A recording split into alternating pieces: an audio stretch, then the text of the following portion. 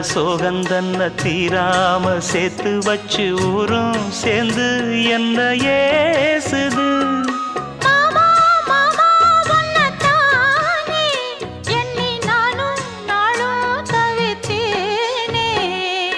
கூண்டுக்குள்ள என்ன வச்சு கூடி நின்ன ஊற விட்டு கூண்டுக்குள்ள போனதென்ன கோலக்கிளியே.